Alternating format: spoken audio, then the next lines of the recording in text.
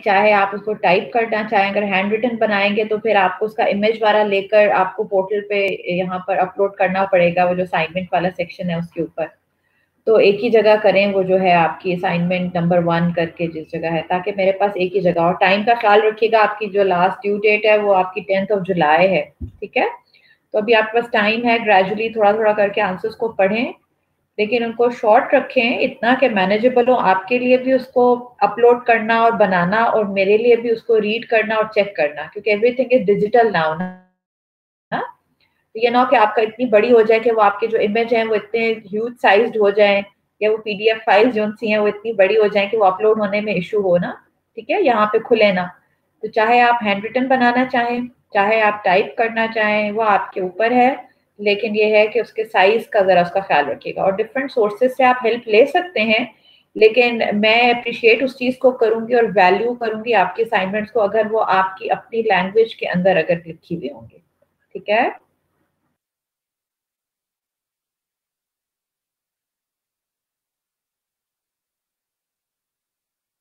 अच्छा जी, आ जाते हैं अपने लेक्चर पे, क्योंकि ज़ाहिर बात है टाइम भी वेस्ट थोड़ा सा हो गया है उसकी वजह से, लेकिन कोई नहीं, थोड़ा सा हम 1 बजे के बाद इसको ड्रैग कर लेंगे ताकि हम जरा कुछ स्लाइड्स और भी कर लें। हमने क्या देखा था अभी, इलेक्ट्रोकेमिकल सेल को हम देख रहे थे, and we came to know कि हम जो हैं अपने जो कंडक्टर्स हैं सर्किट्स बनाने के लिए उनको मुख्तलिफ तरीकों के साथ उनको कनेक्ट कर सकते हैं, ताकि हमारे पास सीक्वेंस ऑफ जो कंडक्टर्स जो से हो। सो खाली इलेक्ट्रॉनिक कंडक्टर जो है उनकी भी कनेक्टिविटी हो सकती है, और लेकिन यहाँ पे इलेक्ट्रोकेमिस्ट्री के अंदर आयनिक कंडक्टर जो से हैं वो इलेक्ट्रॉनिक कंडक्टर्स के साथ एडिशनली ऐड किए जाते हैं, ताकि पूरा एक सर्किट जो बने उसको गैल्वेनिक सर्किट कहते हैं, और उसकी वजह से हमारे पास आउटपुट जो सी है वर्क की वो भी होती है। तो गैल्वेनिक सर्किट्स के अंदर जो कैरेक्टरिस्टिक्स होते हैं वो स्पेशल किस्म के होते हैं, वो ऐसे हैं जो कि इलेक्ट्रॉनिक सर्किट्स के अंदर मौजूद नहीं होते। जाहिर बात है जो कि उसके अंदर आयनिक भी है तो एक केमिकल रिएक्शन भी हो रहा होगा, और साथ चूंकि इलेक्ट्रॉन्स भी इन्वॉल्व हैं तो उसका से वर्क की आउटपुट भी होगी। तो गैल्वेनिक सर्किट्स की खाली इलेक्ट्रॉनिक सर्किट्स के मुकाबले में एक कैरेक्टरिस्टिक है वो ये भी है।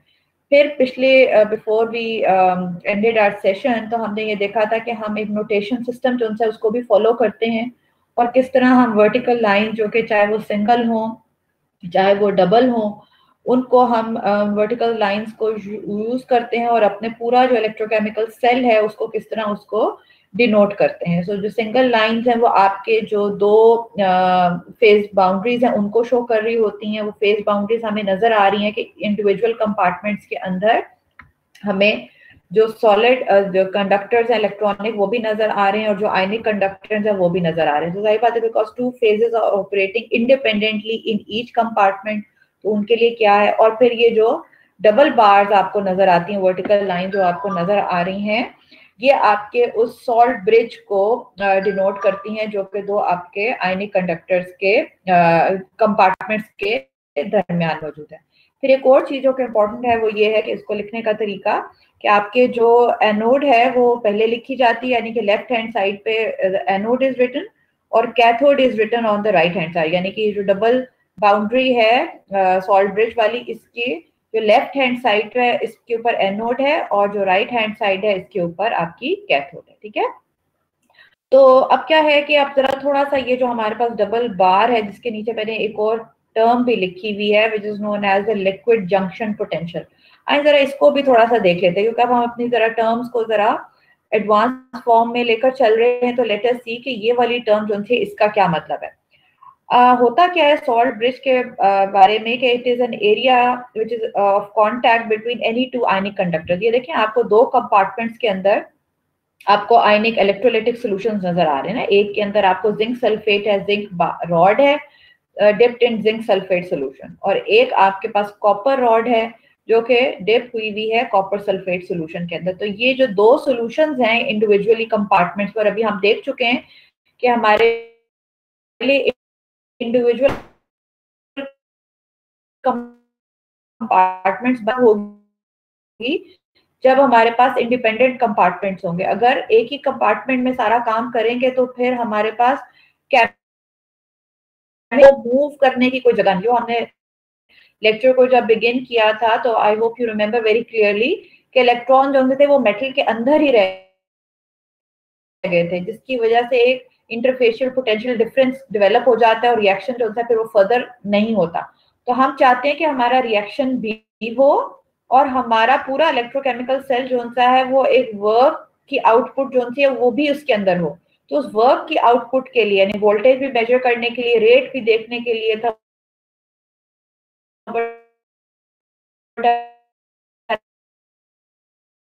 डायनामिक्स भी देखने के लिए हम जगह वो हम क्रिएट करते हैं ताकि, और साथ साथ हमारे पास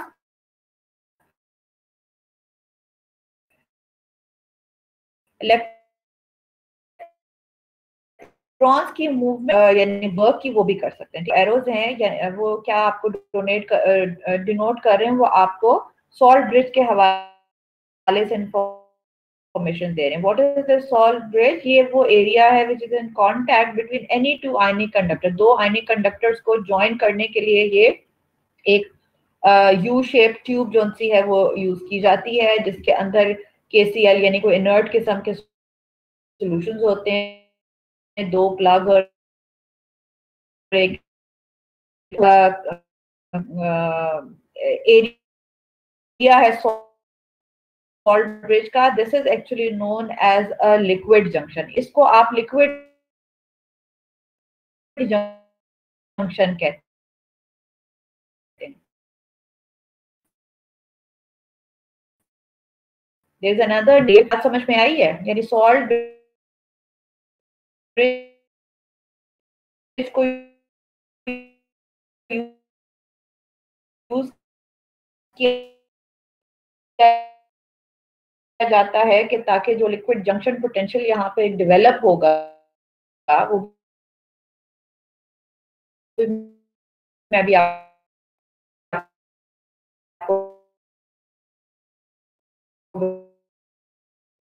बताती हूँ कि उसको किसी तरह अवॉइड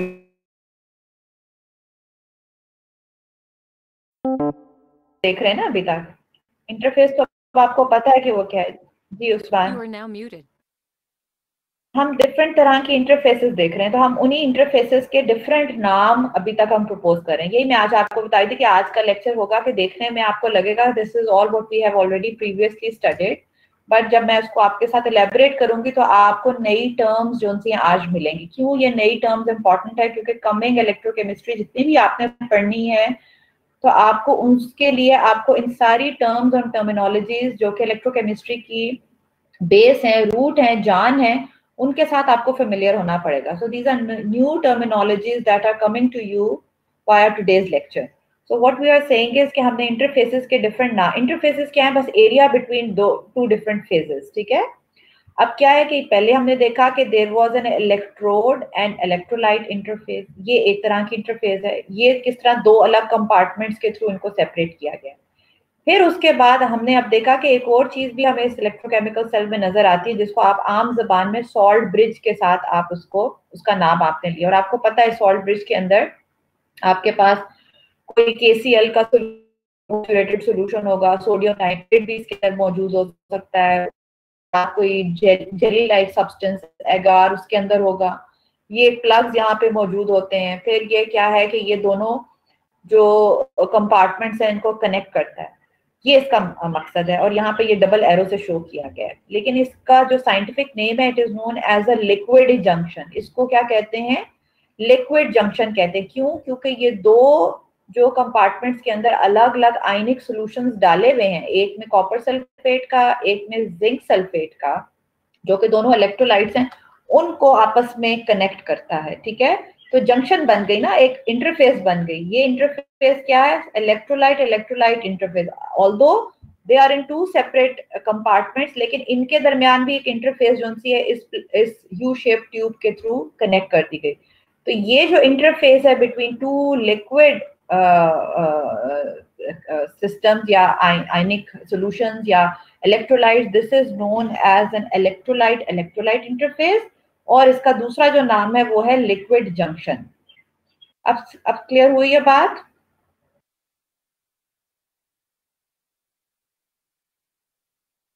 ओके, ठीक है। अब क्या है कि ये लिक्विड जंक्शन जो थी ये क्यों जरूरी है, यानी कि अगर इसके बगैर भी गुजारा क्या हो सकता था कि नहीं हो सकता था। Why it is important to have a liquid junction और why it is important to have a salt bridge in between. देखें, अब क्या है कि जब आपका रिएक्शन होता है तो आपके इलेक्ट्रॉन्स भी प्रोड्यूस हो रहे हैं, तो इलेक्ट्रॉन्स को मूव करने के लिए हमने ये आउटर सर्किट देखे जहाँ पे कर्सर मूव कर रहा है, वो तो हमने बना दिया होता है। अब आपने अपनी जब डिस्कशन स्टार्ट की थी तो आपको पता था ना कि अगर हमने इलेक्ट्रॉन्स को मूव करने के लिए इलेक्ट्रोड में से कोई रास्ता उनको नहीं देंगे तो वो मेटल के अंदर ही एक्यूमुलेट होना शुरू हो जाते हैं। जिस तरह वो मैंने बिल्कुल स्टार्ट में आपको जिंक की एग्जांपल दी थी कि वो जो आपका मेटल है उसके ऊपर एक्सेस नेगेटिव चार्ज आना शुरू हो जाएगा, वो उसके लिए पॉसिबल नहीं है मेटल के ऊपर आना, तो रिएक्शन स्टॉप हो जाएगा। तो हम चाहते हैं कि जो ही इलेक्ट्रॉन्स हमारे प्रोड्यूस हो सिस्टम में से, यहाँ पर एनोड पे इलेक्ट्रॉन्स आर प्रोड्यूस ना, क्योंकि यहाँ पर ऑक्सीडेशन हो रही होती है, तो हम उन इलेक्ट्रॉन्स को फौरन ही बाहर वाले सर्किट के थ्रू उनको बाहर निकाल देते हैं ताकि यहाँ पर इलेक्ट्रोड जो सी है दोबारा काम के लिए रेडी हो जाए। So this is one way के इलेक्ट्रॉन जो इलेक्ट्रोड यहाँ से निकल गए, इलेक्ट्रॉन्स यहाँ से निकल गए। दूसरा क्या हो रहा होता है कि आपके साथ साथ आइंस जो से हैं वो भी प्रोड्यूस हो रहे हैं ना, क्योंकि रिएक्शन हुआ, यहाँ पे देखें जिंक आइंस प्रोड्यूस हुए, यहाँ पर आपका देखिए कॉपर मेटल जो से वो डिपॉजिट हो रहा है, कॉपर आइंस मौजूद है। तो क्या है कि ions they can also be transferred between two phases. जिस तरह इलेक्ट्रॉन ट्रांसफर हो रहा है आउटर सर्किट के थ्रू, तो इनर जो अंदर के लिक्विड है, क्योंकि इलेक्ट्रॉन्स को या इलेक्ट्रॉनिक जो वो है वायर्स हैं उनके थ्रू मूव कर सकते हैं, इलेक्ट्रॉन्स जो है वो सोल्यूशन में नहीं आ सकते। इसी तरह ions have to remain in the solution, और उनको ट्रांसफर भी सोल्यूशन में ही होना है, उनको उनके लिए वो मीडिया है। वो मेटल में या वायर्स के थ्रू आयंस नहीं ट्रांसफर हो सकते, ये कंपल्शन है ना। Electrons they have to get transferred और they migrate via these wires, metallic conduction के थ्रू, इलेक्ट्रॉनिक कंडक्शन के थ्रू। और आयंस जो से हैं वो मेटल के अंदर नहीं जा सकते, यानी इलेक्ट्रोड के अंदर नहीं जा सकते, वो सोल्यूशन के अंदर रहेंगे, क्योंकि उनका जो मोड ऑफ माइग्रेशन है वो ये है। तो आयंस जो से they have to transfer between these phases और they have to diffuse against such boundary. उनके लिए ये बाउंड्री बना दी गई है जो इलेक्ट्रोलाइट वाली है वाया सॉल्ट ब्रिज के, वो इसके अंदर इन दोनों कंपार्टमेंट्स के अंदर मूव कर सकें, यानी कि from one cell to another this transfer can take place, जिसकी वजह से ये लिक्विड जंक्शन जो सी है ये ब्लॉक नहीं होती। यानी कि आपके जो गैल्वेनिक सेल्स हैं, आप में से कोई सवाल शायद कर सकता है या हो सकता है जो पहले आपने पढ़ा कि उसमें ऐसे भी सेल्स होते हैं जो कि एक ही कंपार्टमेंट में काम कर रहे होते हैं, जिनके अंदर कोई लिक्विड जंक्शन जो सी है वो मौजूद नहीं होती। तो उन सेल्स के अंदर पता नहीं आप लोगों के ज़हन में सवाल आया है कि नहीं आया, लेकिन अगर लिक्विड जंक्शन मौजूद ना हो, एक ही सेल हो गैल्वेनिक सेल जिसके अंदर कोई लिक्विड जंक्शन नहीं है, यानी कि एक ही कंपार्टमेंट बना हुआ, ये देखा होगा आपने इस तरह का भी बुक्स के अंदर, तो फिर उसमें क्या होता है कि हर डिफरेंट तरह के आयंस प्रोड्यूस तो हो रहे होते हैं, लेकिन ये होता है कि इवेंचुअली थोड़ी देर के बाद हर आयन की चूंकि माइग्रेशन का जो स्पीड है या रेट है, क्योंकि कोई कोई बड़े साइज का आयन है, कोई छोटे साइज का आयन है, कोई फास्ट मूव करेगा, कोई स्लो मूव करेगा, तो थोड़ी देर के बाद इतने सारे आयन्स एक्यूमुलेट हो जाते हैं कि आपका ओवरऑल जो इलेक्ट्रोलाइटिक सेल है वो काम करना बंद कर देता है। सो लिक्विड ये जो जंक्शन बनाने का या फिर यानी कि कनेक्शन उन दोनों के दरमियान बनाने का सॉल्ट ब्रिज के थ्रू फायदा ये होता है, एक फायदा तो सॉल्ट ब्रिज के थ्रू ये है कि आपका जो पूरा इलेक्ट्रिकल सर्किट है दो सॉल्यूशंस के दरमियान वो कंप्लीट हो जाता है, क्योंकि आपके इलेक्ट्रॉन्स को भी ऑलरेडी एक जगह मिली हुई है मूव करने के लिए वाया आउटर वायर, और आपके आयंस को भी एक सोल्यूशन से दूसरे सोल्यूशन के अंदर मूव करने के लिए जगह मिली हुई है वाया सॉल्ट ब्रिज। सो ये फैसिलिटेट करता है the movement of ions from one component to another.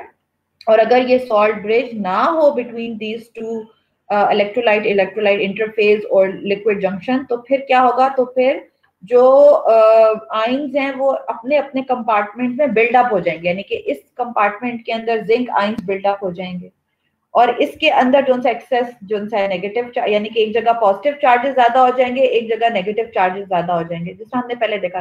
तो इसका नुकसान क्या होगा कि जब चार्जेस ज्यादा इकट्ठे हो जाते हैं एक जगह, तो आपका एक पोटेंशियल जो हमने शुरू में देखा था इंटरफेशियल पोटेंशियल, तो वो एक पोटेंशियल डेवलप हो जाएगा। See what I have written here, अगर ये इनके लिए सॉल्ट ब्रिज मौजूद ना हो तो व्हाट विल हैपन कि इस लिक्विड जंक्शन के ना होने की वजह से एक डिफरेंट कंपार्टमेंट्स में डिफरेंट चार्जेस एक्यूमुलेट हो जाएंगे, एक्सेस हो जाएगा उनका, and because of that a liquid junction potential is going to develop. अब जब ये लिक्विड जंक्शन पोटेंशियल डेवलप हो जाएगा तो फिर क्या होगा कि आपका electrochemical cell will not work, क्योंकि जाहिर बात है एक ऐसा पोटेंशियल डिफरेंस, क्योंकि वो कोई चीज भी एक्सेस पोलैरिटी की तरफ नहीं जाती, हर चीज चाहती है कि हर चीज न्यूट्रलाइज रहे। जो मैंने शुरू में टर्म यूज की थी इलेक्ट्रो न्यूट्रलिटी जो सी है वो मेंटेन होनी चाहिए सिस्टम की, only then the system will work. Otherwise क्या होगा, एक तरफ ज्यादा चार्जेस ये, एक तरफ ज्यादा चार्जेस दूसरी टाइप के, तो कोई सिस्टम जो है वो काम नहीं करेगा, ब्लॉक हो जाएगा। So what we want to do is we want to minimise और reduce this liquid junction potential which can develop अगर यहाँ पर दोनों कंपार्टमेंट्स में एक्सेस चार्जेस आ जाते हैं। तो फिर क्या करते हैं कि एक सॉल्ट ब्रिज लग जाता है जो कि इस लिक्विड जंक्शन पोटेंशियल को कम कर देता है कि जो सा वाला चार्ज यहाँ पे ज्यादा इकट्ठा हो रहा होता है तो ये salt bridge comes into action और उस तरह का ऑपोजिटली चार्ज आयन जो सा है वो उस जगह पर आ जाता है और चार्ज जो सा है वो न्यूट्रलाइज हो जाता है। You get this point about the liquid junction and liquid junction potential.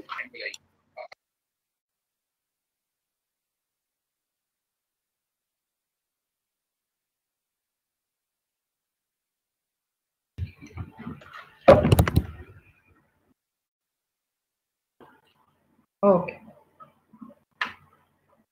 ठीक, शाबाश, वेरी गुड वेरी गुड। ठीक है, मुश्किल नहीं था, आसान था, सिर्फ एक टर्म जो सी थी वो नई जो सी वो यूज हो रही है, यानी कि हम बहुत तरह के पोटेंशियल जो से देख रहे हैं, कभी इंटरफेशियल, कभी कुछ, कभी लिक्विड जंक्शन पोटेंशियल, और सारी चीजें जो सी हमें सिर्फ ये बता रही है कि हम किस तरह इलेक्ट्रोकेमिकल सेल या एक गैल्वेनिक सर्किट जो सा है वो बना रहे हैं और वो हमें किस तरह हेल्प कर रहे हैं।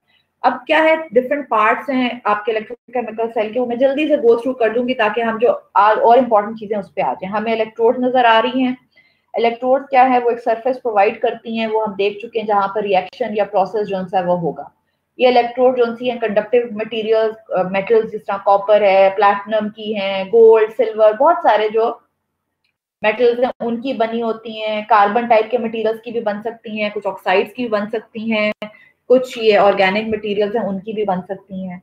फिर उसके बाद और ये इलेक्ट्रोड जो है they have to be placed as at a distance apart, इनको एक दूसरे से अलग अलग कंपार्टमेंट में, वो एक जगह पे ऑक्सीडेशन हो रही होगी, एक जगह रिडक्शन हो रही होगी। इलेक्ट्रॉन्स जो हैं वो इलेक्ट्रोड्स के थ्रू मूव करते हैं और आयंस जो हैं वो सोल्यूशन के थ्रू मूव करते हैं। फिर उसके बाद दो कंपार्टमेंट्स में इलेक्ट्रोलाइटिक सोल्यूशन होता है। एनोड के ऊपर आपकी ऑक्सीडेशन हो रही होती है, सो यहाँ पर इलेक्ट्रॉन्स प्रोड्यूस हो रहे होते हैं, यानी कि this area is rich in electron. और कैथोड के ऊपर रिडक्शन हो रही होती है, तो यहाँ पर क्या होता है कि इलेक्ट्रॉन जो से हैं वो यूज हो रहे होते हैं इस वक्त इस वाली इलेक्ट्रोड के ऊपर।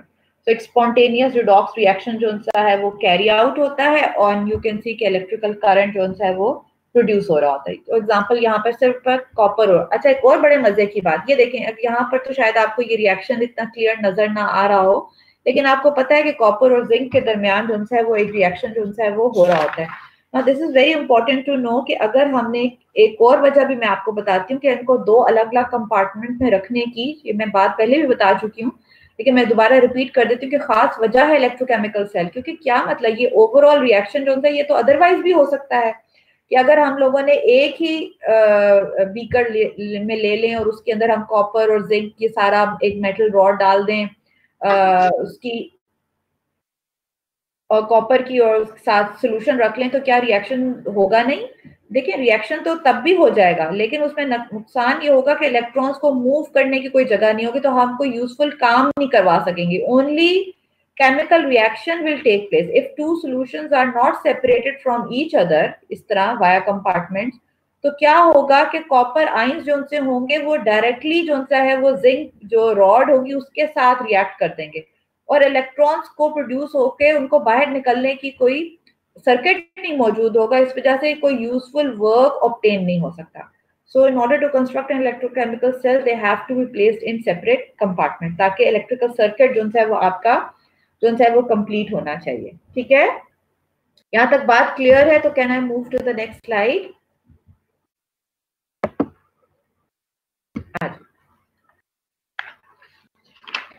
Now what does this slide say? छोटी छोटी बातें इस पे लिखी हुई हैं लेकिन मैं आपको थोड़ा सा इनको एक्सप्लेन करती हूँ कि मैं बताना क्या चाह रही हूँ। अब क्या है कि passage of current through electrode, यानी कि इलेक्ट्रोड रिएक्शन जो हो रहे हैं, तो उसके बाद जो करंट पास हो रहा है, ठीक है, वेरी गुड शादाम।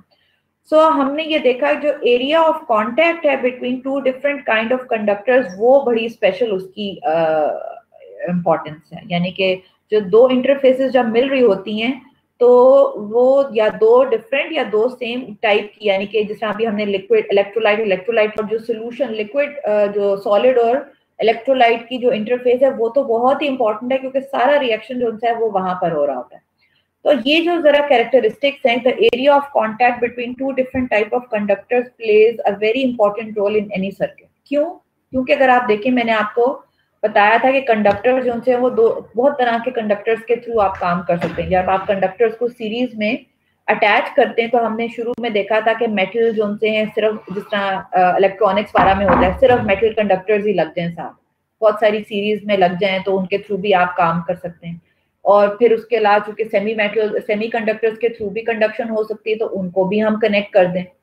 लेकिन हम क्या करते हैं इलेक्ट्रोकेमिस्ट्री में कि हम सॉलिड को और यानी कि इलेक्ट्रॉनिक कंडक्टर और आयनिक कंडक्टर को ज्वाइन करते हैं। तो उसकी बेसिस पे आपके 3 तरह के डिफरेंट मोड जो से हैं मोर लेस वो अवेलेबल है। क्या है? एक आपका मेटल मेटल कंडक्शन जो होती है, वो मेटल मेटल जंक्शंस जो सी हैं उनके थ्रू होती है। बेटा एक सेकंड, क्या मैं 1 मिनट जरा व्हाट्सएप पे एक जरा मैसेज जरा ऑफिस को कर दूं, उनको बता दूं the class is going on.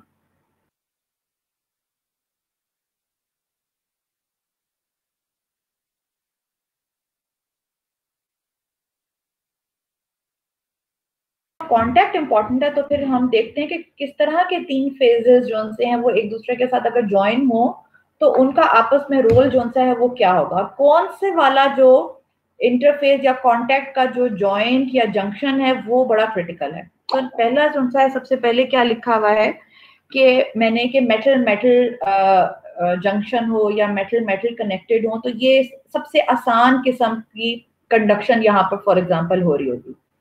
Reason being is कि आपकी एक जो मेटल है which is joint with another metal, तो उसके अंदर जो स्पीशी है वो भी इलेक्ट्रॉन है, यानी जो करंट कैरी कर रही है, और जिस दूसरी इंटरफेस के साथ यानी कि जिस दूसरे मेटल के साथ वो कनेक्ट हुई हुई है वो भी मेटल ही है, और उसके अंदर भी जो कंडक्शन है वो भी वाया माइग्रेशन ऑफ इलेक्ट्रॉन्स ही है। सो एक से दूसरे में जिस चीज ने स्पीशी ने मूव करना है वो बड़ा डायरेक्ट और क्लियर है कि वो इलेक्ट्रॉन और इलेक्ट्रॉन ही है। तो इस वजह से उनको किसी तरह की प्रॉब्लम नहीं होती, क्योंकि यहाँ पर कोई केमिकल चेंज नहीं होना, सिर्फ इलेक्ट्रॉनिक कंडक्शन जो सी है वो होनी है। सो मेटल मेटल जंक्शन जो सी हैं वो कंपैरेटिवली आसान होती हैं। दूसरी तरह की क्या है कि अगर चलने फॉर एग्जांपल मेटल्स नहीं यूज करने, तो सेमी मेटल्स दो को ज्वाइन कर लें, तो वो भी कंपैरेटिवली आसान ही होने चाहिए अगर दो एक तरह के सेमी मेटल्स हैं जो आपको पता है पी और एन टाइप का। हाँ, मसला कई दफा वहां पर आता है इनके अंदर जहां पर आपके एन से पी टाइप के सिस्टम्स हो, तो वहां पे मुश्किल होगा, क्योंकि एक के ऊपर पास इलेक्ट्रॉन्स नहीं होते, एक के पास होल ज्यादा होते हैं, इस तरह होता है, वरना पी से एन तक आसान होता है। सबसे ज्यादा एक तरह से जो कॉम्प्लिकेटेड होते हैं जंक्शंस, वो आपके यही सॉलिड इलेक्ट्रोलाइट जंक्शंस होते हैं, जिनको हम इलेक्ट्रोकेमिस्ट्री में पढ़ रहे हैं। क्यों? क्योंकि आपके जो चार्ज कैरियर्स दो टाइप के यहाँ पर इन्वॉल्व हैं, एक आपके आयंस और दूसरे इलेक्ट्रॉन। देखिए सेमी मेटल्स और सेमी मेटल वाले में भी, और यानी पहली जो दोनों टाइप्स थी मेटल मेटल और सेमी कंडक्टर दोनों में केमिकल रिएक्शन कोई नहीं हो रहा, सिर्फ इलेक्ट्रॉन ही की माइग्रेशन है। तो उसका मतलब है कि जो मोड है वो कंपैरेटिवली सिंपल है। जो तीसरा वाला है जो हमारे लिए इलेक्ट्रोकेमिस्ट्री में इंपॉर्टेंट होता है, वो सबसे ज्यादा कॉम्प्लिकेटेड होता है, क्योंकि एक दो तरह के चार्ज कैरियर्स यहाँ पर मौजूद होते हैं, एक आपके आयंस और एक आपके इलेक्ट्रॉन। सो इसका मतलब है कि आपके केमिकल रिएक्शन जो से हैं वो भी हो रहे होते हैं इंटरफेस पे, यानी इलेक्ट्रोड सरफेस के ऊपर आपके केमिकल रिएक्शन जो से वो इन्वॉल्व हो रहे होते हैं। एंड और दोनों तरह के जो कैरियर्स हैं, इलेक्ट्रॉन्स भी और आयंस भी, वो अपना जो है वो रोल्स जो है वो प्ले कर रहे होते हैं। सो रिएक्शन जो से होते हैं दो तरह के होंगे, एक जो एनोड पे रिएक्शन होगा, it is known as an anodic reaction, और दूसरा जो आपका कैथोड पे हो रहा होगा, it is known as a cathodic reaction. इसीलिए आप अपने रिएक्शंस को दो नाम देते हैं जब आप इलेक्ट्रोकेमिकल सेल्स देते हैं कि there is an anodic reaction going on, there is an cathodic reaction going on, because we have constructed a solid and electrolyte junction. ये बात आपको क्लियर हुई है?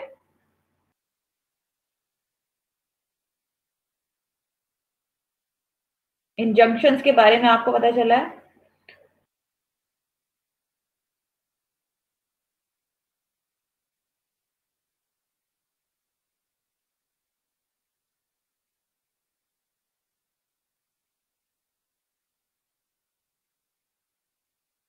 जी, मैं बता मैं उसके ऊपर इसलिए ज़्यादा फ़ोकस नहीं कर रही सेमीकंडक्टर वाले पे, क्योंकि हमारी जो स्टडी का वो हिस्सा नहीं है, लेकिन मैं सिर्फ़ आपको बताने के लिए कि 2-3 तरह के मैंने आपको सिस्टम्स आपको बताए। ज़ाहिर बात है इनके अंदर और चीज़ें भी ऐड हो सकती हैं, कोई ऑर्गेनिक होगा, कोई अगर आपका इलेक्ट्रॉनिक कंडक्टर, तो वो ज़ाहिर बात उसी तरह कॉम्प्लिकेटेड हो जाएँगी।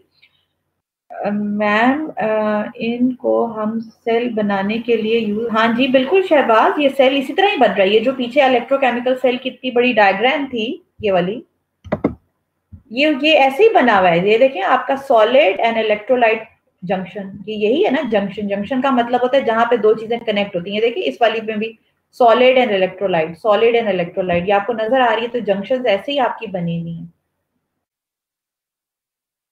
मैम मेटल वाला रिपीट कर दें, मैं सब आपको दोबारा बता देती हूँ। देखिए 3 तरह के कनेक्शंस हैं। कनेक्शंस ही है ना, हम चाहते हैं कि इलेक्ट्रॉन्स मूव करें। तो इलेक्ट्रॉन्स को मूव करने के लिए किस तरह करना है कि हमने 2 फेजेस को ज्वाइन कर दें।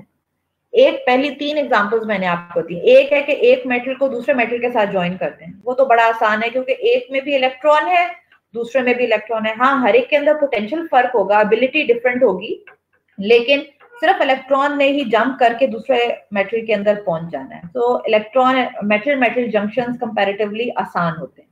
दूसरी तरह के जो कनेक्शंस होते हैं वो है कि हमने एक सेमी मेटल ले लिया, उसको हमने ज्वाइन कर दिया दूसरी सेमी मेटल के साथ। जाहिर बात है ये तो फिजिक्स के डोमेन में आता है, मैं तो सिर्फ आपको थोड़ा सा एनलाइटन करने के लिए, so that you know more about this thing, आपको जरा थोड़ा सा और आइडिया। दूसरा क्या हुआ कि सेमी मेटल को सेमी मेटल के साथ ज्वाइन कर दिया। अब सेमी मेटल में आपको पता है कि 2 तरह के होते हैं, कोई पी टाइप कंडक्टर्स होते हैं और एन टाइप कंडक्टर्स होते हैं। एक में इलेक्ट्रॉन्स एक्सेस होते हैं, एक में होल्स एक्सेस होते हैं। ऐसे ही होता है ना, पी के अंदर प्रोबेबली इलेक्ट्रॉन ज्यादा होते हैं और एन टाइप के अंदर होल ज्यादा होते हैं।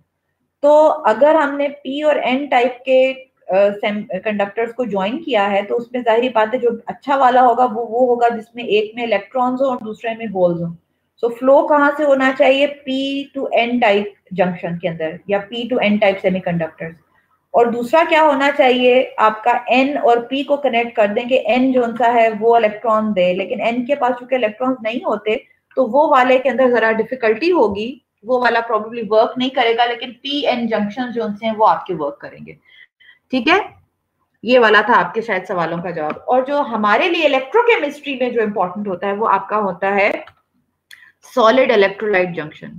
सॉलिड इलेक्ट्रोलाइट जंक्शन के अंदर क्या होता है कि आपके आयंस भी मौजूद हैं और आपके इलेक्ट्रॉन्स भी मौजूद है, और इन आपस में बहुत सारे काम हो रहे हैं। यानी कि आपकी इलेक्ट्रॉनिक कंडक्शन भी हो रही है वायर्स के थ्रू और आउटर सर्किट के थ्रू, और आपके अंदर जो सा है वो केमिकल रिएक्शन जो सा है वो भी हो रहा है। So this was what I want. अब शायद ये बड़े मजे की बात है कि जो पॉइंट 3 है ना हमारे लिए सॉलिड वाला, इसके अंदर हम इन सॉलिड में मेटल्स भी डाल सकते हैं, इन सॉलिड्स के अंदर हम सेमी कंडक्टर्स भी डाल सकते हैं, इन सॉलिड्स के अंदर हम इनऑर्गेनिक ऑक्साइड्स भी डाल सकते हैं, इन्हीं सॉलिड्स के अंदर हम कुछ ऑर्गेनिक जो पॉलीमर्स हैं उनकी भी इलेक्ट्रोड्स बना सकते हैं। सो हमारे लिए, इसलिए मैंने थोड़ी देर पहले शुरू की हाफ में जब आपसे बात की थी, मैंने कहा था इलेक्ट्रोकेमिकल सेल्स जो से होते हैं वो सबसे ज्यादा हमारे लिए अच्छे होते हैं, because they give us a lot of work. Because देखिए कितनी सारी वैरायटी जो सी है वो बन सकती है। Is this thing clear to you? Can I move forward?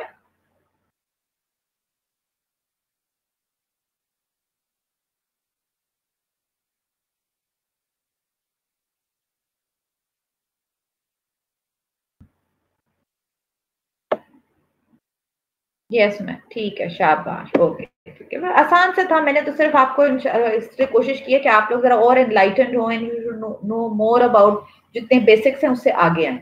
अब कुछ और टर्म्स, अब हमें पता चल गया इलेक्ट्रोड प्रोसेस क्या है, इलेक्ट्रोड रिएक्शन क्या है, हो कहाँ रहा होता है, इंटरफेस पे हो रहा होता है, इलेक्ट्रॉन ट्रांसफर स्टेप हो रहा होता है हर इलेक्ट्रोड के ऊपर, साथ साथ केमिकल रिएक्शन जो है वो भी हो रहा होता है। अब जब केमिकल रिएक्शन हो रहा होता है तो हर स्पीशी जो कि हमारी इन्वॉल्व है सिस्टम के अंदर वो इलेक्ट्रोएक्टिव स्पीशी कहलाएगी। ना दिस इज अनदर टर्म जो कि अब आपको इंट्रोड्यूस करवा दी गई। इलेक्ट्रोएक्टिव स्पीशी वो क्या होती है? द सब्सटेंस दैट लूजेस और रिसीव्स इलेक्ट्रॉन। और अभी जो पिछली स्लाइड थी इसके अंदर इसका हमें पता चल रहा है कि हमारा जिंक जो है वो भी इलेक्ट्रोएक्टिव स्पीशी है और हमारा जो कॉपर है वो भी इलेक्ट्रोएक्टिव स्पीशी है। किसी जगह Zn+2 की फॉर्म में, किसी जगह कॉपर की फॉर्म में। तो इधर वे ये जो स्पीशीज हमारी इन्वॉल्व हैं जो कि जो रिएक्शन भी कर रही हैं और साथ एक रिडॉक्स प्रोसेस पूरा का पूरा चल रहा है। अब आपको रिडॉक्स प्रोसेस की भी समझ में आ गई होगी कि जिसके अंदर इलेक्ट्रॉन का भी ट्रांसफर होना और साथ केमिकल रिएक्शन का भी होना, दोनों चीजें जब होंगी तब रिडॉक्स रिएक्शन जो है वो कहलाएगा। सो इंडिविजुअली ये जिनको हम कॉपर और जिंक के जो हम सेल बनाते हैं, तो अब इन स्पीशीज को भी हम नाम देने की पोजीशन में आ गए हैं। We are calling them electroactive species, क्योंकि वो इलेक्ट्रोकेमिकली एक्टिव हो गई हैं, केमिकल रिएक्शन भी समझा कर रही थी और साथ साथ वो इलेक्ट्रॉन जो सी है वो भी ट्रांसफर हो रहा था प्रोसेस, जिसको हम यानी कि इलेक्ट्रॉन तो वो कर रही थी लेकिन शुरू में हमारे पास मॉनिटर करने का कोई तरीका नहीं था अगर हम उनको सिर्फ उनका केमिकल रिएक्शन करवा देते। ये पूरा का पूरा सेटअप बनाने से हमने उनके अंदर इलेक्ट्रॉन जो ट्रांसफर हो रहा था वो भी मॉनिटर करना शुरू कर दिया। That is why the name that we have given to these species is an electroactive species. देखा, इलेक्ट्रॉन से वो निकल आया। जी Usama, is it clear now?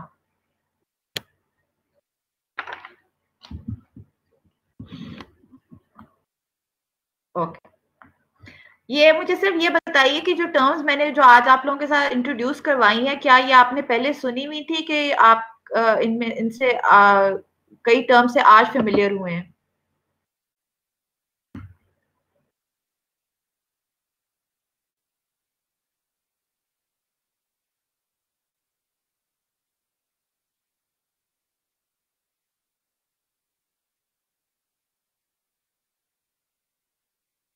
पाकिज़ा सारी सुनी हुई थी, electroactive species, junction potential, interfacial potentials?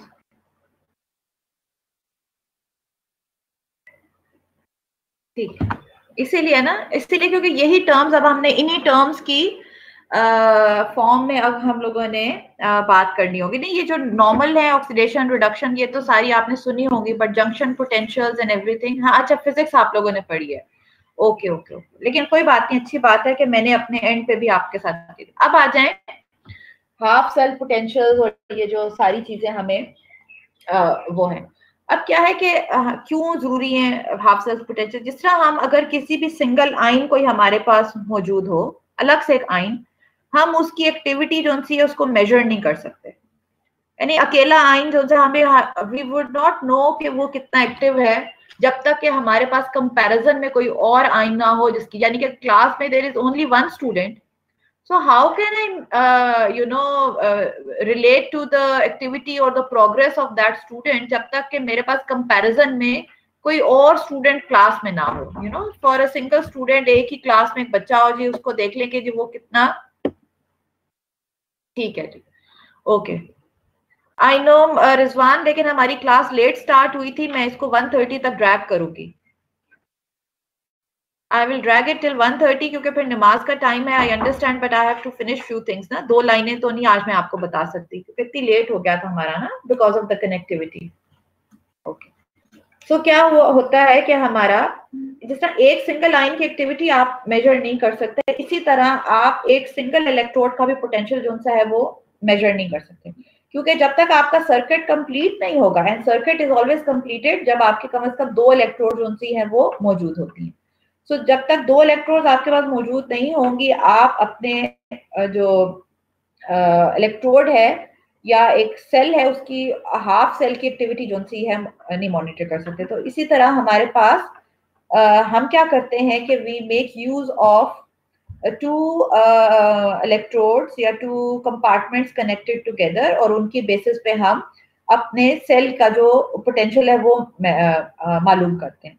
सो बाय कन्वेंशनल तरीका ये है कि हमारे पास एक रेफरेंस इलेक्ट्रोड है which is known as SHE, which is the standard hydrogen electrode, और जो कि 25 डिग्री सेंटीग्रेड या 298 केल्विन पे 1 बार ऑफ हाइड्रोजन गैस प्रेशर जो सा है वो 1 बार का हो, और जो उसके अंदर जो हाइड्रोजन आयन कंसेंट्रेशन हो 1 मोलर हो, वो एक स्टैंडर्ड किस्म की आपकी, जो कि आप लोगों ने अपनी बुक्स में कई दफा देखी होगी, जो कि बोथ वेज चलती है, यानी कि जो आपको इसकी जो ऊपर सबसे ऊपर जो रिएक्शन है उसके अंदर आपको डबल एरो नजर आ रहा है। इसका मतलब है कि शी जो सी है it can act as both as an anode and as a cathode, ठीक है। ये जिसके साथ भी अटैच करेंगे तो उसके मुताबिक जो सा अपना बिहेवियर शो करेगी। सो आपका जो basic on the basis of the potential जो और शी का जो पोटेंशियल है it is set to be at 0, इसकी बेसिस के ऊपर आप अपने स्टैंडर्ड रिडक्शन पोटेंशियल जो से हैं वो जो बाकी एलिमेंट्स है उनके आप मालूम कर सकते हैं। And on the basis of that आपको पता है कि पूरी लिस्ट है स्टैंडर्ड रिडक्शन पोटेंशियल की for half cells of different reactions, उसकी बेसिस पे आप इसको मालूम कर सकते हैं। अब कुछ जरा शी के बारे में कुछ बातें जो सी हैं मैंने यहाँ पे लिखी हुई हैं, जरा जल्दी से उनसे गो थ्रू कर लेते हैं। वो क्या है कि आप कुछ she lies in the middle of the, वो जो आपका रिडक्शन पोटेंशियल की जो पूरी लिस्ट है उसका जो मिडल है वहां पे कहीं शी जो सी है वो लाई करती है। कुछ आपके जो रिएक्शंस हैं वो ऊपर हो रहे हैं, कुछ आपके नीचे हैं। बिलो द शी आपके सारे negative standard reduction potential increase कर रहे होते हैं, और अबव इट सारे जो आपके रिडक्शन पोटेंशियल जो से हैं वो पॉजिटिव वाले जो से वो इंक्रीज कर रहे होते हैं। अब क्या है कि जो ई नॉट की जो वैल्यूज हम फाइंड आउट करते हैं वो जब भी आप लिखते हैं तो अपने हाफ सेल्स रिएक्शन को हमेशा आप फॉरवर्ड यानी लेफ्ट से राइट, जो आपका कन्वेंशनल तरीका रिएक्शन को लिखने का होता है कि लेफ्ट से राइट आपका रिएक्शन जाता है, आप उसकी फॉर्म में आप उसको लिखते हैं। The more positive E naught is, जितना होगा the greater is the tendency for the substance to be reduced, ये भी आपको पता है। The half cell reactions are reversible, यानी कि आप उसको फॉरवर्ड डायरेक्शन में लिखते तो हैं लेकिन आप हर रिएक्शन जो है वो बैकवर्ड भी जा सकता है डिपेंडिंग ऑन द कंडीशंस जो आप उसकी सिलेक्ट करते हैं। यानी कि हर इलेक्ट्रोड जो से इट कैन एक्ट। बेटा मैंने तो माइक बिल्कुल अपने करीब किया हुआ है, मैंने अपना माइक जो है वो बिल्कुल करीब किया हुआ है बेटा, आ रही है। सो आपका हर रिएक्शन जो सा है it can act as an anode and a cathode depending on the condition, ठीक है। और हर एक की जो आपकी रिकॉर्ड हुई भी होती है, जो आपके स्टैंडर्ड जो आपके पोटेंशियल्स हैं वो उनकी जो स्टैंडर्ड स्टेट्स हैं उसके अंदर लिखी जाती है फॉर ऑल द स्पीशीज। और एक और बड़े मजे की बात है जो कि मैं यहाँ पर तो इस वक्त बना नहीं सकी थी, लेकिन जब आप इनको गौर करेंगे से ये वाली जो स्टेटमेंट है कि एनी स्पीशी, अच्छा मैं भी रिपीट कर देती हूँ, ठीक है। Any species on the left of a given half cell reaction will react spontaneously with the species that appears on the right of any हाँ ये बड़ा इंपॉर्टेंट, यानी कि जब आप रिएक्शन लिखते हैं ना एक हाफ सेल ऊपर लिखते हैं और उसके बाद नीचे दूसरा हाफ सेल लिखते हैं। फॉर एग्जांपल कॉपर और जिंक का रिएक्शन आप लिख रहे हैं तो एक रिएक्शन जो आपने ऊपर लिखा है उसकी जो स्पीशी आपको रिएक्टेड साइड पे नजर आएगी लेफ्ट ऑफ द गिवन, वो it is able to react with the species जो आपने नीचे दूसरा रिएक्शन लिखा है उसकी जो आपको राइट हैंड साइड पे जो प्रोडक्ट होगा उसके साथ। यानी कि this relationship is basically known as a diagonal relationship, कि जो आपकी पहला रिएक्शन हाफ सेल लिखा है उसका जो लेफ्ट हैंड साइड के ऊपर जो स्पीशी है that will react with a species for the reaction जो आपने नीचे रिएक्शन लिखा है इसका जो प्रोडक्ट साइड है उस पे। तो such a relationship is basically known as a diagonal relationship. ये मैं आपको दिखाती हूँ क्या मतलब है डायगोनल का। दिस इज, ये आपका यहाँ पे तो खैर उस तरह नहीं शायद दिया हुआ, लेकिन पता नहीं मैंने पीछे दिया है कि नहीं दिया हुआ, कि जब आप यहाँ पर लिखते हैं तो आपका यहाँ पे जो ये वाला जो पार्ट है this is reacting with this part of the reaction, यानी कि यहाँ एक रिएक्शन का जो लेफ्ट हैंड साइड है वो रिएक्ट करती है with the right hand side. इस तरीके से आप अपने सेल को कंस्ट्रक्ट करते हैं। So such a relationship is known as a diagonal relationship. जी बेटा पहला जो वाला जो पॉइंट था आपको पता है कि वो सारे के सारे जो आपके वो हैं हाफ सेल्स हैं वो they are based on the reduction potentials ना, क्योंकि रिडक्शन पोटेंशियल के ऊपर जो उनसे हैं वो सारे के सारे बेस्ड हैं। तो आपकी जो शी है वो आपका उसका जो जीरो पोटेंशियल है वो it lies in the middle. तो सबसे ज्यादा जो स्ट्रॉन्ग ऑक्सीडाइजिंग एजेंट है it is present on the top, और सबसे जो वीक जो सा है क्या कहते हैं रिड्यूसिंग एजेंट है, वो आपका इट लाइज एट द, यानी कि जो स्ट्रॉन्गेस्ट रिड्यूसिंग एजेंट है वो आपका फ्लोरीन है, वो आपका it lies at the top, और जो वीकेस्ट वाला होगा it lies at the bottom. तो इस तरह ऑन द बेसिस, ये इस पहले वाले पॉइंट का मतलब था कि this is how that reduction series जो इट इज अरेंज्ड। इस चीज के लिए मैं रिकमेंड करूंगी, क्योंकि रिडक्शन सीरीज तो मैं यहाँ पर इतनी ज्यादा बना के स्लाइड के ऊपर आपको नहीं दिखा सकती थी, बट आई एम श्योर कि आप लोगों ने वो सारी सीरीज जो सी ये देखी होंगी। उन सीरीज का मकसद ये होता है कि उन सारे सिस्टम्स को स्टैंडर्ड, उनकी जो वैल्यूज थी स्टैंडर्ड स्टेट में, उनको बनाकर उनके पोटेंशियल जो उनसे लिखे गए। Now you can pick up anything from above और बिलो दैट सीरीज, और जितना आपने उनके दरमियान मैक्सिमम पोटेंशियल डिफरेंस होगा उतना ही बेस्ट सेल आप कंस्ट्रक्ट जो कर सकते हैं। इसका मतलब है on the basis of that series, अगर वो सीरीज आपको बुक इस वक्त आपके पास खुली हुई है, तो आप देखेंगे कि फ्लोरीन टॉप पर है और लिथियम जो है वो सबसे नीचे मौजूद है। तो अगर आपने सबसे अच्छा कोई सेल कंस्ट्रक्ट करना है इनके लिए इलेक्ट्रोकेमिकल सेल, तो वो आप होगा कि दो एक्सट्रीम एंड्स से अगर आप स्पीशीज को जो है पिक कर लें, so on the basis of that आप जो है एक्सेल जो है सबसे अच्छा जो है वो कंस्ट्रक्ट कर सकते हैं। ठीक है, अच्छा और क्या है, ये वाला लास्ट 2 पॉइंट्स में देख लेते हैं। Changing the stoichiometry coefficients of half cell reaction does not effect the value of E. देखें स्टोक्योमेट्री कोफिशिएंट का क्या मतलब है, अब आपको पता है वो उसका मतलब कि हम जब अपनी इक्वेशंस को बैलेंस करते हैं ना, फॉर एग्जांपल कोई इक्वेशन है वो आपकी बैलेंस हुई भी है, वही काइनेटिक्स वाली अगर आपके जहन में आए कि H2 plus I2 forms 2HI, ऐसा ही होगा ना। तो आपको जो आपके रिएक्टेंट साइड है उसके ऊपर 1 और प्रोडक्ट साइड पे आपको 2 मिल रहा है। और इस फॉर एग्जांपल ये कोई रिएक्शन हुआ इलेक्ट्रोकेमिकल, फॉर एग्जांपल मतलब ऐसे ही समझ लें, उसकी कोई वैल्यू E की आपकी निकल आई हाफ सेल पोटेंशियल की। अब क्या हुआ कि अगर मैंने बैलेंसिंग इक्वेशन के अंदर लेफ्ट हैंड साइड पे लिख दिया 2 और मैंने प्रोडक्ट साइड पे लिख दिया 4, तो क्या कोई फर्क पड़ेगा स्टोक्योमेट्री को? Can somebody tell me what I've just said?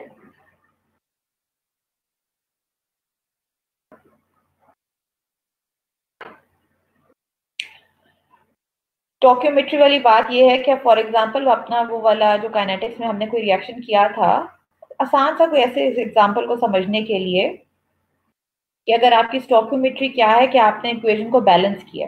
Balance किस तरह किया कि H2 plus I2 forms 2HI। ये तो आप लिख सकते हैं ना कॉपी पे, अगर लिखें H2 plus I2 forms 2HI, ऐसा ही है ना। सो स्टोक्योमेट्री क्या है, 1 और 1 रिएक्टेंट साइड पे, और प्रोडक्ट साइड पे आपको क्या नजर आ रही है 2, ऐसा ही है ना। 1 और 1 प्लस यानी कि 2:2, और अगर दोनों की रेशो देखी जाए तो आपको 2:2 ही आपको मिलेगी, यानी कि अगर दोनों को कैंसिल कर दें तो 1:1 की रेशो ही मिलेगी। अगर मैं स्टोक्योमेट्री को डबल कर दूं, मैं H2 के साथ 2 लगा दूं, मैं I2 के साथ 2 लगा दूं, तो ऑटोमेटिकली मुझे HI के साथ प्रोडक्ट साइड पे 4 लगाना पड़ेगा। अगर मैंने 4 लगा दिया तो अब मैं अगर देखूंगी तो क्या होगा कि मेरे रिएक्टेंट साइड पे भी 4 मोल्स हैं और प्रोडक्ट साइड पे 4 मोल्स हैं, और दोनों जो सी उसकी जो मोलर रेशो है फिर भी 1:1 ही रहती है। ये बात क्लियर है?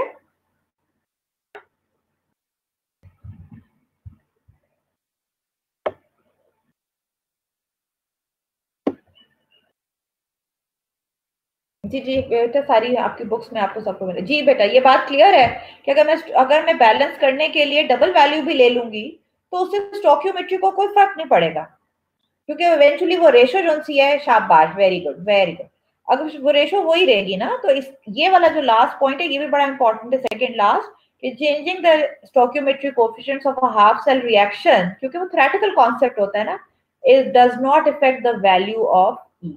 हाँ, क्या चीज इफेक्ट करेगी, वो टेम्परेचर इफेक्ट, कंसंट्रेशन, वो चीजें इफेक्ट करेंगी। लास्ट पॉइंट क्या है, just like delta H, delta G and delta S जो कि थर्मोडायनामिक पैरामीटर्स हैं, आपका जो ई है इसकी वैल्यू जो सी है, मैग्नीट्यूड तो वही रहेगा लेकिन साइन रिवर्स हो जाता है, होता है ना जरा, एंथैल्पी पॉजिटिव भी है नेगेटिव भी है। Delta G change in Gibbs energy आपकी पॉजिटिव भी होती है नेगेटिव भी होती है। डेल्टा एस भी आपका पॉजिटिव और नेगेटिव होता है। इस तरह आपका ई जो सा है वो भी किसी रिएक्शन का पॉजिटिव और नेगेटिव हो सकता है, क्योंकि हम रिएक्शन को हमने ऊपर देखा कि हम रिवर्स कर सकते हैं ना, रिवर्स। सिर्फ क्या होगा कि उसका साइन जो सा है वो चेंज हो जाएगा, लेकिन जो न्यूमेरिकल वैल्यू है, जो मैग्नीट्यूड है, that is going to remain same. Is this clear about the standard cell potential?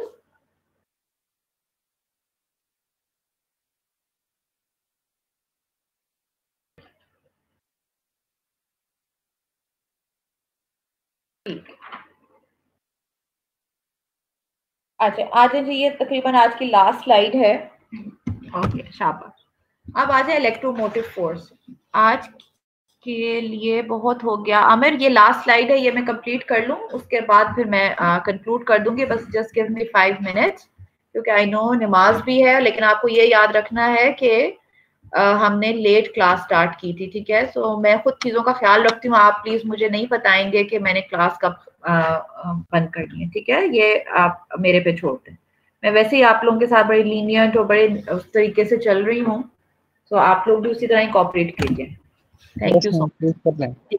ठीक है, बस अनदर 5 मिनट्स। I understand. देखिए, मुझे आपको मुझे बताने की जरूरत नहीं होती। जिस तरह आप स्टूडेंट सोच रहे होते हैं, मैं आपसे एक स्टेप अहेड बात को लेकर चल रही होती हूँ कि मैंने हर एक को कंफर्टेबल भी रखना है, हर एक की जो कनेक्टिविटी के इशू है उसको भी मैं करती हूँ। I take care about everything ना, ठीक है? So please don't worry. Okay okay okay जी। अब क्या है कि इलेक्ट्रोमोटिव फोर्स, ये भी नाम आपने सुना होगा। ये नाम तो इसका फोर्स का है, लेकिन it is actually a measure of the voltage. वो जो हम ओवरऑल वोल्टेज, जब हम सेल की जो बात कर रहे हैं ना, उसकी तरफ आते हैं कि हमने सेल भी कंस्ट्रक्ट कर लिया, हमने उसके सारे पार्ट्स देख लिए, हमने जो नई नई टर्म्स थी वो हमने देख ली, हमने इंडिविजुअल सेल के पोटेंशियल्स को देख लिया, फिर हमने देखा इंडिविजुअल सेल का पोटेंशियल मेजर करना आसान काम नहीं है। ये तो बिल्कुल वही बात होगी कि जिस तरह एक आयन की एक्टिविटी हम अकेले निकालना शुरू कर दें, जब तक हमारे पास कंपैरिजन में कुछ नहीं होगा हम नहीं निकाल सकते।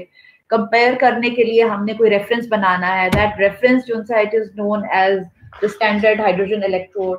स्टैंडर्ड हाइड्रोजन इलेक्ट्रोड का पोटेंशियल 0 पे सेट कर दिया जाता है, उसकी बेसिस पे बाकी सारे रिएक्शंस को साथ साथ कंपेयर किया जाता है। On the basis of that एक रिडक्शन सीरीज आपकी बनती है। वो ऑक्सीडेशन सीरीज भी बन सकती है, लेकिन जो कन्वेंशनल तरीका है वो रिडक्शन पोटेंशियल के लिहाज से, उसमें कुछ आपके जो रिएक्शंस हैं वो ऊपर लाए करते हैं, कुछ आपके शी के नीचे लाए करते हैं। इन दोनों जो सेल्स हैं, डिफरेंट टाइप के सेल्स, आप उसके लिहाज से कंस्ट्रक्ट कर सकते हैं। जितना ज्यादा उनके दरमियान पोटेंशियल डिफरेंस होगा, उतना ज्यादा उसके अंदर रिएक्शन करने की कैपेसिटी होगी, क्योंकि उस पोटेंशियल डिफरेंस का मतलब ही यही है कि फ्लो है, जिस तरह आपके गैस का फ्लो होता है ना, from a high pressure zone towards a low pressure zone, या जिस तरह कोई वाटरफॉल होती है जो कि ऊपर से नीचे गिरती है, तो हम कहते हैं कि जो उसके ऊपर से नीचे गिरेगी तो ऊपर ज्यादा ग्रेविटेशनल पोटेंशियल एनर्जी और नीचे कम ग्रेविटेशनल पोटेंशियल एनर्जी, तो ज्यादा से कम की तरफ फ्लो होता है। इसी तरह जब हम सेल कंस्ट्रक्ट करते हैं तो हम तब भी यही देखते हैं कि किस तरह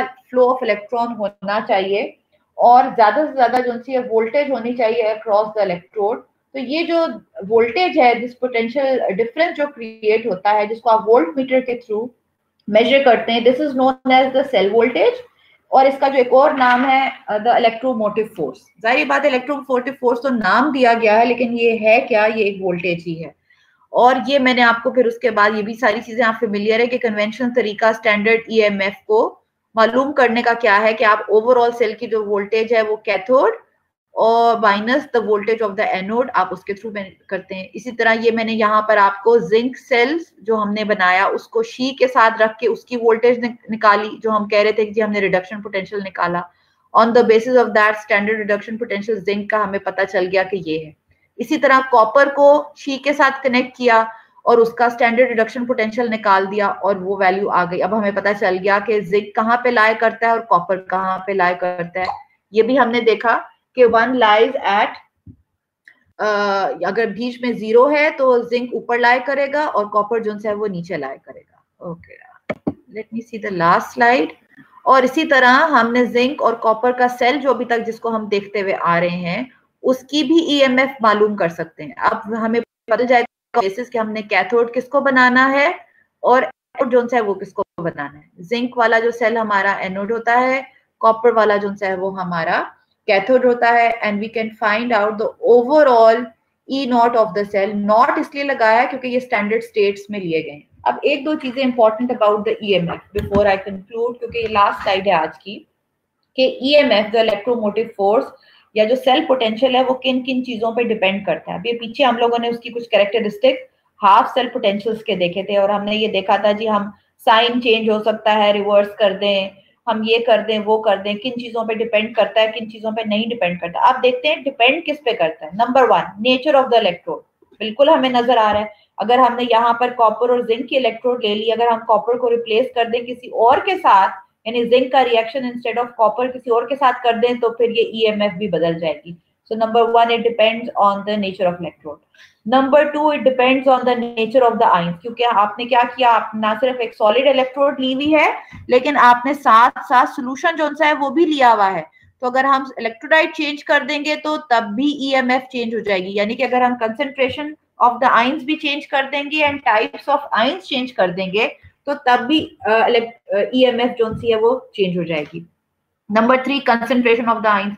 ये सारी जो आपको रिपोर्ट हुई होती है रिडक्शन वैल्यूज, अब जाकर आराम से अपने जरा उस टेबल को देखिएगा, वो 1 मोलर ऑफ सोल्यूशन जो सी है या 0.1 मोलर, कोई एक स्टैंडर्ड वैल्यू लेकर उनके, जनरली मेरे ख्याल में 1 मोलर सोल्यूशन होता है, 25 डिग्री सेंटीग्रेड होता है, उसके ऊपर ये फिक्स करके ये वैल्यूज ली गई है। तो अगर आप कंसेंट्रेशन ऑफ द सोल्यूशन को चेंज करेंगे, स्टोइकियोमेट्री चेंज करना नहीं, कंसेंट्रेशन ऑफ द सोल्यूशन, देखिए आपको यहाँ पर ऊपर नजर भी आ रहा है 1 मोलर लिखा हुआ है। तो ये सारी वैल्यू जो टेबुलेट हुई होती हैं, ये for standard solution in their standard states जो सी हैं वो की हुई होती है। And last but not least, जो इम्पोर्टेंट चीज है कि जब भी आप किसी सेल को ऑपरेट करते हैं, you operate it at a certain temperature, यानी कि टेम्परेचर डिपेंडेंस। ये मैं आपसे क्यों बात कर रही हूँ, क्योंकि इंशाल्लाह next week when we will start, तो हम अपनी इलेक्ट्रोकेमिस्ट्री को थर्मोडायनामिक्स के साथ मर्ज करके हम सारे थर्मोडायनामिक पैरामीटर्स भी इंशाल्लाह निकालेंगे। So I hope this was clear to you about today's lecture. कोई अगर आपका कोई सवाल है, you want to ask something, तो you're most welcome. Anything?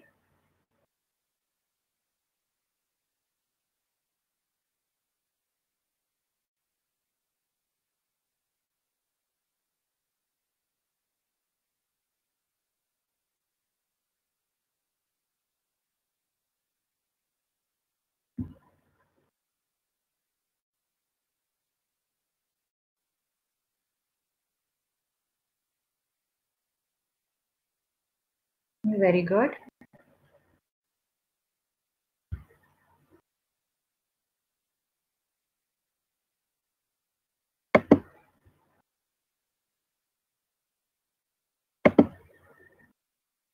शाबाश, ठीक है। बस मैं आपको सिर्फ ये कहूंगी कि जो हम लोगों ने जिस तरीके के साथ इलेक्ट्रोकेमिस्ट्री को आज जरा थोड़ा सा देखा है with this new terms and terminologies, तो आप इन्हीं चीजों को ही अपने जहन में, इन सारी टर्म्स को, जंक्शन पोटेंशियल, इंटरफेशियल, इन सब चीजों को, जो डिफरेंट नाम्स, electrode, electrolyte interfaces, electrolyte interfaces, ये आप इनके लिहाज से आप इनको इलेक्ट्रोकेमिकल सीरीज, बस मैम ये बता दें कि इलेक्ट्रोकेमिकल सीरीज जो है वो रिडक्शन या यदि आपको याद तो इस वक्त करने की कोई जरूरत नहीं है, लेकिन ये है कि अगर आपको कभी रेफरेंस देखना हो तो जो कन्वेंशनल तरीका है वो आपका रिडक्शन पोटेंशियल के थ्रू ही आप लिखते हैं, यानी कि या तो ऑक्सीडेशन पोटेंशियल देखेंगे या रिडक्शन, सिर्फ उसमें इन्वर्स हो जाती है ना, जैसे आप पीएच में देखें या पीओएच को देखें, तो इस वजह से उससे कोई फर्क नहीं पड़ता। लेकिन जो तरीका होता है जनरली जो हर किताब में आपको नजर आएगा, और जब से आप रिडक्शन पोटेंशियल देख रहे हैं, वो उनके स्टैंडर्ड रिडक्शन पोटेंशियल की फॉर्म में लिखी हुई होती है, ठीक है। और कोई याद नहीं अभी आपको करने की कोई जरूरत, हो सकता है कोई न्यूमेरिकल्स वाला के अंदर इस्तेमाल करने पड़ जाए, वरना आप जो लिटरेचर किस तरह की चीजें होती हैं वो आप जब भी आप उनको यूज करते हैं, आप लिटरेचर को कंसल्ट करते हैं, आपको कोई चीजों को मेमोराइज नहीं करना होता। देखिए आप पीएचडी वाला भी कर लेते हैं, दीज थिंग्स आर यूज्ड, आपको इलेक्ट्रोकेमिकल पोटेंशियल्स चाहिए होते हैं। हाँ, हो सकता है कोई आपने नया रिएक्शन इन्वेंट किया हो तो वो आपको मालूम करना पड़ जाए, लेकिन there is no need to memorize these things. ये आप लिटरेचर आपको हर किताब के पीछे दिया हुआ होता है, वो आपके लिए इसलिए होता है कि आप उनको कंसल्ट करते हैं, you don't memorize them. Okay Rizwan, type आपको सारा दिया हुआ है, उसमें मैं आपको ये सिर्फ हिंट दे सकती हूँ कि आप दो अलग, एक स्टेडी स्टेट प्रिंसिपल है और एक है लिंडलवुड और हेंशलवुड अप्रोक्सीमेशन। जो अप्रोक्सीमेशन है ना वो मैंने आपसे नहीं पूछी। अप्रोक्सीमेशन है जिसमें वो जी डिक्रीज हो जाए या लेस देन हो जाए या इस तरह हो जाए। So I haven't asked you that, आपको मैंने सिर्फ स्टेडी स्टेट का पूछा है। तो अब मेरे ख्याल में ये हिंट काफी होनी चाहिए आपके लिए। फिर उसके अलावा एक क्वेश्चन है जिसके अंदर मैंने आपको इनिशियल रेट लॉज और जो वो है लॉगरिथमिक फॉर्म में जो आपके लॉज हैं उसके लिहाज से मैंने कुछ चीजें मैंने आपको टेबल में बताई भी हुई हैं, जब आप देखेंगे अपनी स्लाइड्स को उनमें कुछ बताई हैं, बट आई रियली वांट कि अब आप उनको थोड़ा सा एलैबोरेट करके आप बताएं कि इनिशियल रेट्स जो उनसे वो उनका क्या फायदा है, यानी कि जो डिफरेंशियल इक्वेशंस को क्यों यूज करेंगे और कब यूज होती हैं, और जो इंटीग्रेटेड रेट लॉज है वो कब यूज होते हैं और किस तरह यूज होते हैं। एक ही क्वेश्चन था। तीसरा एक और क्वेश्चन था जिसके अंदर आर्हीनियस कॉन्सेप्ट के हवाले से मैंने जो पैरामीटर्स थे उनकी डिटेल पूछी थी। मैंने आपको फ्रीक्वेंसी, कोलिजन, काफी चीजें उसके बारे में कुछ बताई हैं। नाउ आई वुड लाइक अगर आप उसके अंदर थोड़ा सा ऐड करें और अपनी अंडरस्टैंडिंग बताएं कि वो ई एज क्या है। काफी क्लियरली मैंने उस क्वेश्चन में लिखा है, and what is the meaning of A. और चौथा सवाल क्या था, कोई मुझे बता दें, मुझे इस वक्त ज़हन में नहीं आ रहा।